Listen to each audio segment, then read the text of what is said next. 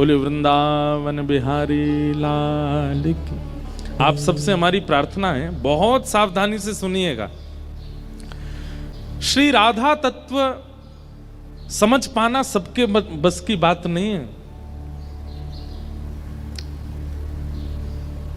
भगवद रसिक रसिक की बातें रसिक बिना को समझ सके ना। ये रस की बात है। हमें क्षमा करें, मंच पर हमारे चारों आचार्य जन विराजमान हैं, यहां पर सब गुरुजन बैठे हैं, लेकिन महाराज जी एक बार को वेद भी समझ में आ जाएगा, एक बार को व्याकरण भी समझ में आ जाएगी, एक बार को मीमांसाएं भी समझ में आ जाएंगी, लेकिन श्री किशोरी जी के तत्व को समझना सबके बस की बात नहीं। हमारी लाडली जी को, किशोरी जी को जीवन व्यतीत कर देते हैं लोग वृंदावन में। बड़े बड़े संस्कृतज्ञ, बड़े बड़े वैदिक, बड़े बड़े ज्ञानी वृंदावन में जाकर के लोट लगाते हैं, लेकिन तब भी किशोरी जी के तत्व को नहीं पहचान पाते। इसलिए उस तत्व में कुछ कहना, मैं पहले ही अपने आप को सावधान आप सबके आगे सरेंडर कर रहा हूं कि मैं प्रयास तो कर रहा हूं कि मैं कहूंगा कुछ, लेकिन आप समझ पाओगे इसकी जिम्मेवारी मेरी नहीं है। और दिन की कथाओं की मैं जिम्मेवारी लेता हूं, लेकिन किशोरी जी के तत्व को तो कोई प्रेमी ही समझ सकता है, कोई प्रेम भाव ही समझ सकता है। इसलिए आज ज्ञानी, वैरागी, विरक्त होकर के मत बैठिएगा, आज तो प्रेमी बनकर के बैठो। किशोरी तो रे चरणन की रज पाऊं, किशोरी तो रे चरणन की रज पाऊं। बैठी रहूं कुंजन के कोने, बैठी रहूं कुंजन के कोने, श्याम राधिका गाऊं, श्याम राधिका गाऊं। किशोरी तो रे चरणन की रज पाऊं, किशोरी तो रे चरणन की रज पाऊं। तो श्रीमन नारायण भगवान, अब बिल्कुल प्रारंभ से सुनिए, वही श्रीमन नारायण साक्षात श्री कृष्ण रूप में प्रकट हुए। उन्हीं श्री कृष्ण की तीन प्रधान शक्तियां हैं। भगवान श्री कृष्ण की तीन प्रधान शक्तियां हैं। एक है स्वरूप शक्ति, दूसरी है तटस्था शक्ति, और तीसरी है माया शक्ति। सबसे पहली स्वरूप शक्ति, दूसरी तटस्था शक्ति और तीसरी माया शक्ति। माया शक्ति किसको कहते हैं? जिस माया में हम आप सब लोग आकर्षित होते हैं, इस माया को भी संसार में ठाकुर जी की शक्ति से ही प्रकट हुई है। जैसे कई लोग हैं, वो शरीर जन्म लेते हैं तो वो शरीर को सुख देना ही अपने जीवन का उद्देश्य मानते हैं। उनका उद्देश्य क्या है? हमें खाना है, हमें सोना है, हमें ऐसा पहनना है, ऐसा पीना है। वो कहीं ना कहीं शरीर की इच्छा पूर्ति में ही अपना जीवन व्यतीत कर देते हैं। क्यों? क्योंकि उन पर माया शक्ति का प्रभाव होता है, उनके ऊपर माया शक्ति है। वो भी भगवान का स्वरूप है। अगर माया शक्ति नहीं होगी तो संसार कैसे चलेगा? गाड़ियों का शौक होना, फोन्स के शौक होना, बड़े बड़े ऐशो आराम होना, अपने सुख के लिए कुछ भी खाना, कुछ भी पहनना, कुछ भी पीना, कहीं भी घूमना, कहीं भी जाना, किसी से भी संबंध बनाना, ये सब माया कराती है। और ये भगवान की शक्ति है, माया शक्ति। सब लोग बहुत सावधानी से सुनो। अच्छा, एक बात मैं कह दूं, ये माया शक्ति में, माया शक्ति की कृपा जिनके ऊपर होती है वो दत्त धाम में नहीं रह सकते। माया शक्ति वाले दत्त धाम में नहीं रह सकते। क्योंकि यहां तो देहाभिमान शून्य होना पड़ेगा, यहां तो देह के अभिमान से परे होना पड़ेगा, तभी आप यहां निवास कर सकते हो। तो भगवान की तीसरी शक्ति माया शक्ति, इस संसार के प्रति आकर्षण करने वाली ये माया शक्ति है। दूसरी ठाकुर जी की होती है तटस्था शक्ति। ये तटस्था शक्ति कौन सी होती है? जैसे मेरे सामने आपने बहुव्यंजन रखे और मेरे सामने दूसरी तरफ आपने सूखी दाल और रूखी रोटी रखी। एक तरफ बहुव्यंजन है और एक तरफ सामान्य भोजन है। दोनों को पाने की सामर्थ्य मेरे पास है, लेकिन मैं क्या पाता हूं यह मेरे ऊपर निर्भर करता है। सामर्थ्य दोनों पाने की है, मैं बहुव्यंजन भी पा सकता हूं, मैं सामान्य रोटी सब्जी भी पा सकता हूं, लेकिन मेरी इच्छा किस तरफ जाती है वो मेरे ऊपर निर्भर करता है। आंखों को देखने की, कानों को सुनने की, नासिका को सूंघने की, जीभ को चखने की, हाथों को पकड़ने की, पैरों को चलने की, त्वचा को स्पर्श की, ये सब शक्तियां जो हैं ठाकुर जी हम सबको शक्ति युक्त करके भेजते हैं, तटस्था शक्ति। लेकिन उससे उपभोग क्या करना है ये हमारे ऊपर है। हमारी सर्वांगीण इंद्रियों को जो शक्तियां उपभोग करने की प्राप्त होती हैं ये तटस्था शक्ति है। कई लोग महाराज जी ऐसा कहते हैं कि सब भगवान की कृपा से होता है, तो क्या व्यक्ति पाप भी ठाकुर जी की कृपा से ही करता है? व्यक्ति के चित्त में बैठ के ठाकुर जी पाप करवाते हैं?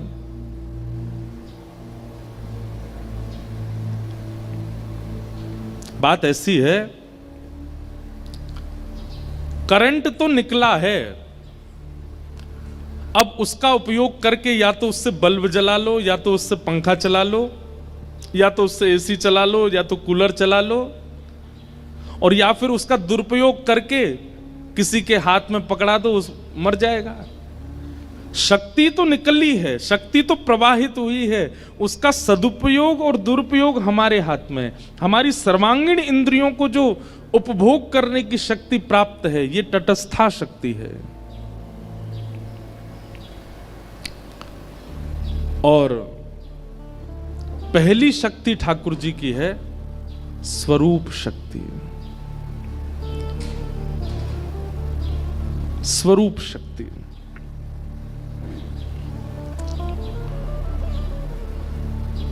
जहां स्वरूप में नाम, रूप, लीला और धाम चारों आते हैं। माया शक्ति जो है उसका उपभोग संसारी लोग करते हैं। तटस्था शक्ति जो है इसका उपभोग योगी लोग करते हैं, और स्वरूप शक्ति का उपभोग भक्त लोग करते हैं। हम आप सब लोग जो यहां बैठे हैं ना, हम कौन सी शक्ति के उपासक हैं? हम तीनों शक्तियों के उपासक हैं। हम माया शक्ति में भी पढ़े हैं, हम तटस्था में भी पढ़े हैं, और हम स्वरूप में भी पढ़े हैं। एक जगह स्थिर नहीं हुए। हम आप में से एकाध दो चार ऐसे हैं जिनकी एक ठौर होगी, या तो पूर्ण रूपेण माया में है, या पूर्ण रूपेण तटस्था में है, या पूर्ण रूपेण स्वरूप में है। अगर वाणी क्लिष्ट लगती हो तो क्षमा करना, पर यह समझना बहुत जरूरी है किशोरी जी के तत्व के लिए। भगवान की स्वरूप शक्ति ये प्रथम है, और स्वरूप शक्ति के भी 3 अंग हैं। भगवान की स्वरूप शक्ति किन किन रूपों में प्रकट होती है? तो उसमें पहला है संघनी शक्ति। संघनी का मतलब क्या है? ठाकुर जी के धाम, ये भगवान की संघनी स्वरूपा है, ये संघनी स्वरूप है। वृंदावन है, द्वारिका है, जगन्नाथपुरी है, बद्रीनाथ है, दक्षिण में श्रीरंगम है, श्रीनाथ द्वारा राजस्थान में है। अच्छा, ये तो है पृथ्वी के। और फिर इसके बाद जाओ तो वैकुंठ है, साकेत है, गोलोक है। ये भी भगवान के स्वरूप माने। जब वृंदावन भगवान का स्वरूप ही तो है। श्री जगन्नाथ पुरी धाम भी जगन्नाथ भगवान का स्वरूप है, द्वारिका धाम भी द्वारिकाधीश का स्वरूप है। मतलब धाम भी भगवान का स्वरूप माना जाता है। स्वरूप के 3 रूप हैं। पहला संघनी स्वरूप, ये धाम के रूप में प्रकट होता है।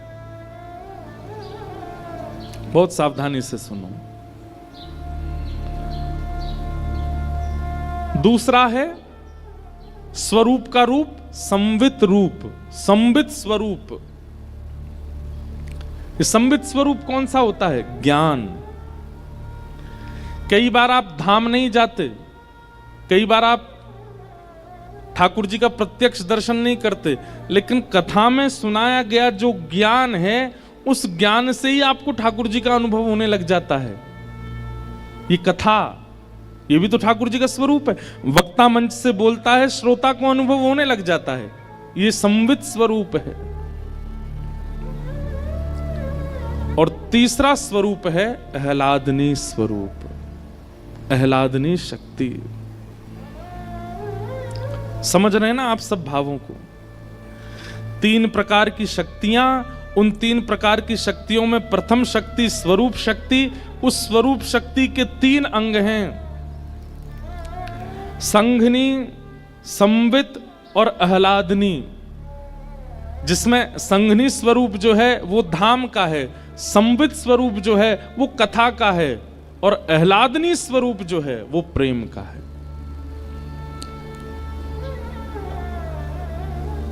कई लोग अपने जीवन में नाम जप धर्म केवल इसलिए करते हैं क्योंकि उनको धाम चाहिए। हमें वैकुंठ जाना है, हमें गोलोक धाम जाना है, हमें साकेत जाना है। वो अपने जीवन को पुण्यमय बना के रखते हैं ताकि मृत्यु के बाद उनको भगवत धाम की प्राप्ति हो जाए। वो ठाकुर जी के किस स्वरूप के अधिकारी हैं? संघनी स्वरूप। पाप मत करो, दुराचार मत करो, ऐसा व्यवहार मत करो, अरे जीवन में कोई ऐसी क्रिया मत करो कि तुम वैकुंठ जाने से वंचित हो जाओ। ये संघनी स्वरूप के उपासक हैं। कई लोग संवित स्वरूप के उपासक हैं, उनको वैकुंठ जाने से इतना प्रलोभन नहीं है, उनको साकेत की इच्छा नहीं है, उनको गोलोक धाम जाने की इच्छा नहीं। उनके लिए क्या है? बोले पृथ्वी पर हमारा जन्म हुआ, यहीं कथा भागवत कीर्तन और उत्सव करके यहीं वैकुंठ प्रकट कर लो, यहीं साकेत का अनुभव कर लो, यहीं गोलोक धाम का अनुभव कर लो। और तीसरा स्वरूप है ठाकुर जी का आह्लादनी स्वरूप। अब एक बात बहुत ध्यान से सुनिएगा, संधनी और संवित, इन 2 का अधिकार मुझे, आपको, हम सबको है। पर ठाकुर जी का जो आह्लादनी शक्ति का स्वरूप है, उसका अधिकार केवल ठाकुर जी को है। ठाकुर जी ने उसका प्रयोग अपने लिए किया है।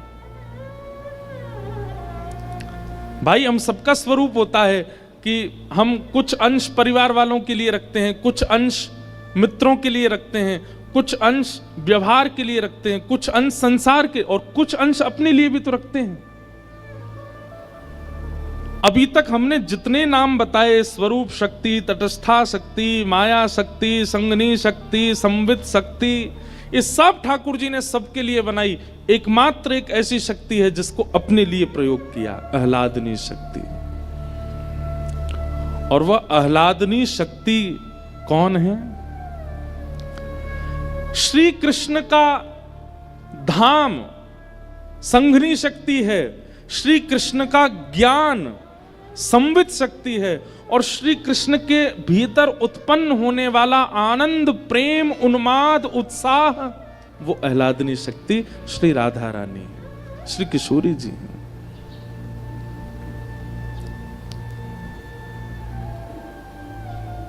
आपके चित्त में आनंद उत्पन्न होता है तो आप क्या करते हो?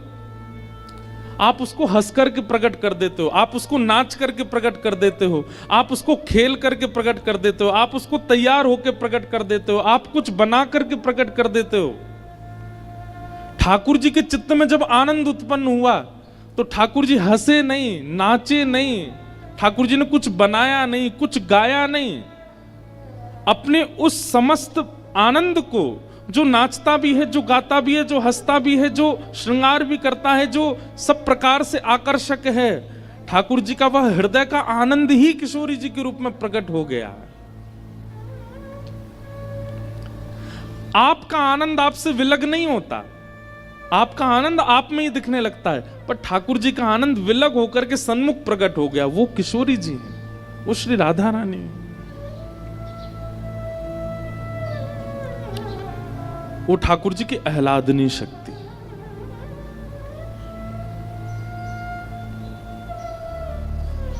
जब प्रेम प्रकट हुआ श्री कृष्ण के चित्त में, तो निकुंज में बैठे हुए श्री श्याम सुंदर मन में विचार करने लगे, अब इस प्रेम को कैसे व्यक्त करूं? अरे परब्रह्म तो एकांत रहते हैं ना, परब्रह्म के साथ सब कोई नहीं है, वो तो एकम है। तब एकम ठाकुर जी के चित्त में जब प्रहलाद आनंद का वह उन्माद उत्पन्न हुआ, तब श्री ठाकुर जी ने मन में विचार किया, इसको व्यक्त कैसे करूं, इसको प्रकट कैसे करूं। ठाकुर जी का विचार होता है और क्रियाएं होती चली जाती हैं। हमारी तरह ठाकुर जी को कर्म करना नहीं पड़ता, ठाकुर जी जो सोचते हैं वो हो जाता है। जैसे ठाकुर जी के चित्त में प्रेम उन्माद और आह्लाद उत्पन्न हुआ, वही प्रेम उन्माद आह्लाद तप्त कांचन गौरांगी श्री राधे वृंदावनेश्वरी, कंचन जैसा गौर वर्ण, मृग जैसे नेत्र, मधुर मुस्कान, सुंदर अलकावली, अद्भुत श्रृंगार स्वरूप, और यह सब धारण करके जो श्री कृष्ण एक आनंद की स्थिति में जो जो व्यक्ति करता है, वह सारे भावों को अपने अंदर समेट करके श्री किशोरी जी का स्वरूप प्रकट हो गया ठाकुर जी के सन्मुख। जिनको देख करके सब आकर्षित रहते हैं, वो जिनको देख करके आकर्षित हो गए, वो श्री किशोरी जी हैं, वो श्री लाडली जी हैं। समझ में आई बात? ठाकुर जी की स्वरूप शक्ति और उस स्वरूप में भी आह्लादनी शक्ति श्री राधा रानी है, श्री किशोरी जी हैं। इसलिए हमारे वृंदावन में घूंघट करके बैठी हैं। बहुत कारण है उसके पीछे। एक कारण यह भी है, ठाकुर जी कह रहे हैं इनके रूप को आस्वादन करने को अधिकार केवल मेरो है, केवल मैं देखूंगा इनको और कोई नहीं है। ये मेरे काज प्रकट भई है, मैं सबको क्यों दिखाऊं? इसलिए किशोरी जी घूंघट करके बैठे।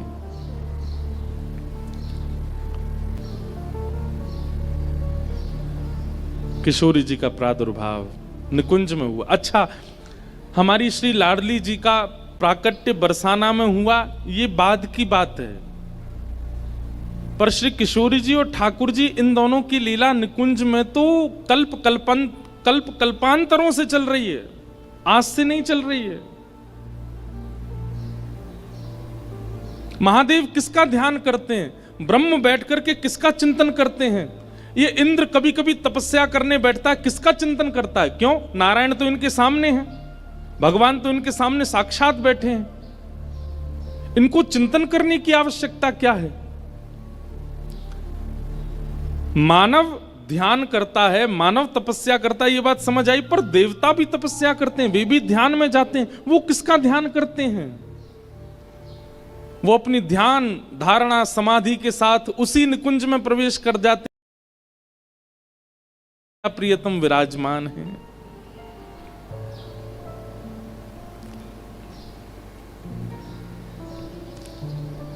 और वहां वही निकुंज विलास का दर्शन करते हैं जहां किशोरी जी और ठाकुर जी नित्य विराजते हैं।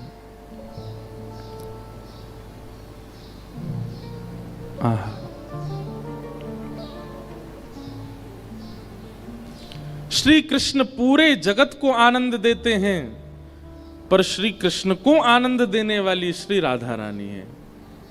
श्री कृष्ण को आनंदित करने वाली श्री किशोरी जी हैं, श्री लाडली जी हैं। निकुंज में ठाकुर जी के चित्त से किशोरी जी प्रकट हुई।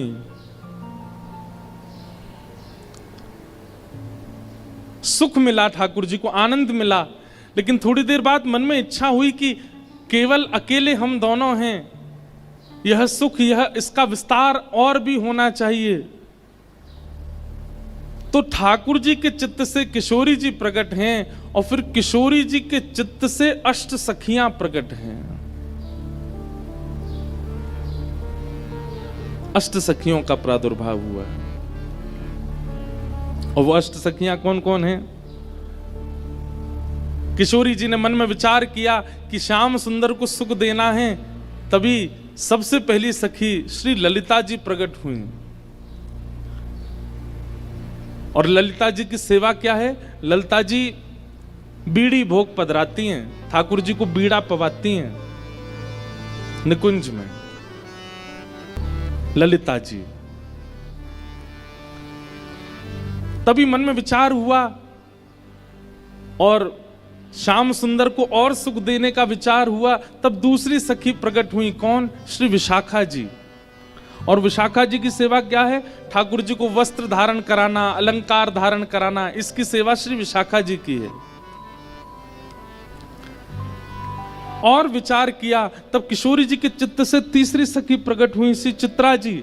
ये ठाकुर जी को माला धारण कराती, जैसे हम मंच पे बैठते हैं तो गुरु जी आते हैं, महाराज जी आते हैं, माला पहनाते हैं, सिर पे धार, ऐसे ही श्यामा श्याम जैसे निकुंज में अपने आसन पर विराजमान होते हैं, तो उनको वस्त्र आवरण अलंकार धराने की सेवा जो है ये चित्रा जी की है।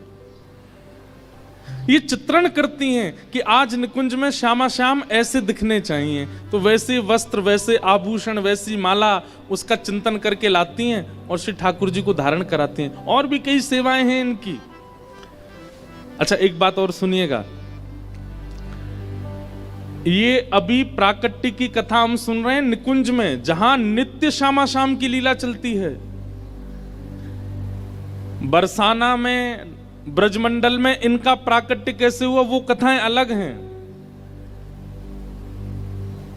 ये समझ लीजिए कि नित्य विहार करने वाले श्री प्रिया प्रियतम हम जीवात्माओं पर कृपा करने के लिए ब्रजमंडल में प्रकट हुए, फिर उस प्राकट्य की कथा अलग है। बाकी निकुंज में निरंतर ये सेवा चलती रहती है, तो वहां की सेवा का हम प्रारूप पहले समझ रहे हैं। तो पहली सखी कौन? श्री ललिता जी, दूसरी विशाखा जी, तीसरी चित्रा जी, चौथी सखी हैं इंदुलेखा। ठाकुर जी की चौथी सखी श्री इंदुलेखा जी। और इंदुलेखा जी की सेवा क्या है? ये ठाकुर जी की भोजन सामग्री सिद्ध करते हैं। ऋतु के अनुसार, मौसम के अनुसार, जैसा मौसम, जैसा वातावरण, जैसी ऋतु, वैसी सामग्री बना करके ठाकुर जी को पवाती हैं इंदुलेखा जी। फिर किशोरी जी ने चिंतन किया, तब उनके चित्त से पांचवी सखी श्री रंग देवी जी प्रकट हुई। और रंग देवी जी की सेवा क्या है?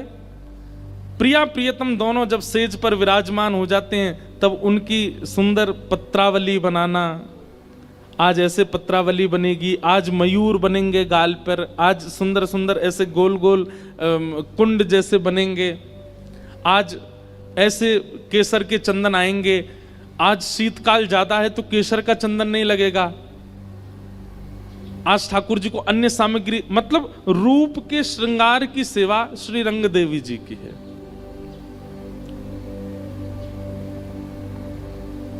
आहा। छठवीं सखी हैं श्री तुंग विद्या जी। और तुंग विद्या जी की सेवा क्या है?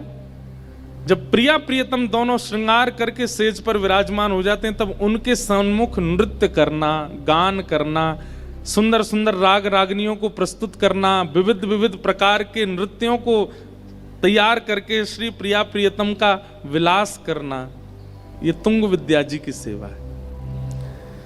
किशोरी जी के चित्त से फिर सातवीं सखी प्रकट हुई, जिनका नाम है चंपक लता। चंपक लता जी की सेवा क्या है? चंवर उड़ाना, ग्रीष्म ऋतु में पंखा करना। ये सिंहासन के पीछे खड़ी रहती हैं, वहां खड़े खड़े श्री प्रिया प्रियतम को केवल पंखा जलती रहती हैं, चंवर उड़ाती रहती हैं। उनके सुख का विचार करती हैं। ऋतु के अनुसार जो होना, अब जैसे सर्दी आ जाती है तो सर्दी में क्या करती हैं, सिगड़ी सिद्ध करके लाएंगी, कोयला जला करके सिगड़ी करके फिर वो सामने रखेंगी। मतलब उनके अंग को अनुकूल वातावरण प्रदान करना, ये इनकी सेवा है। और फिर किशोरी जी के चित्त से 8वीं सखी प्रकट हुई, सुदेवी जी। और सुदेवी जी की सेवा क्या है, किशोरी जी को जल पिलाना, ठाकुर जी को जल पिलाना। गर्मी है तो मिट्टी के बर्तनों में जल रखना, सर्दी है तो स्वर्ण पात्र में जल रखना, बारिश का मौसम है तो फिर जल में केसर डालना, उसमें थोड़ी कपूर, थोड़ी सी मिश्री पधरा देना, उसको शरबत का रूप दे देना। विविध विविध प्रकार से शरबतों को तैयार करके किशोरी जी को पिलाना, दूध पिलाना, पेय पदार्थ निर्माण करके देना, उनके श्रम को दूर करना, ये सेवा सुदेवी जी की है। ऐसे अष्ट सखियां प्रकट हुई।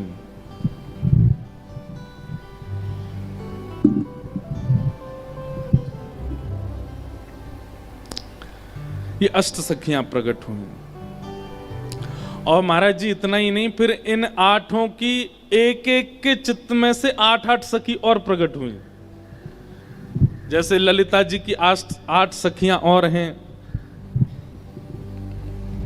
भैया यानी ठीक करवाओ।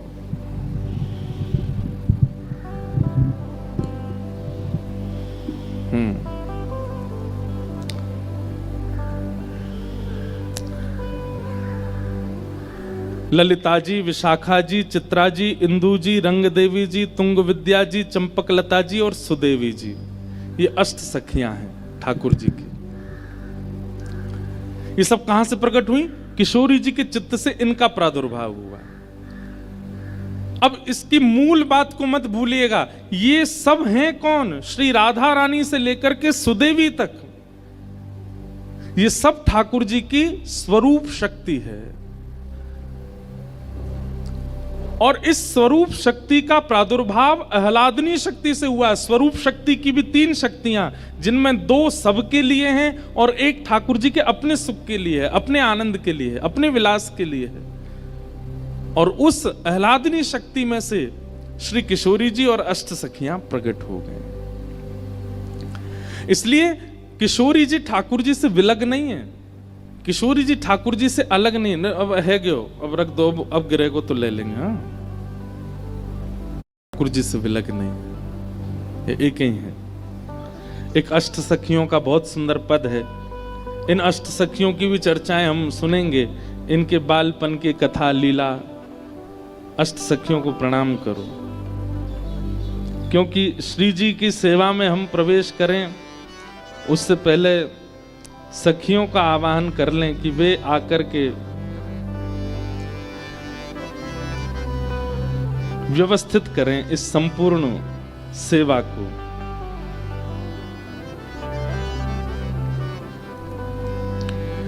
जय जय जय प्रिया अष्ट सहेली, जय जय जय प्रिया अष्ट सहेली, जय जय जय प्रिया अष्ट सहेली, जय जय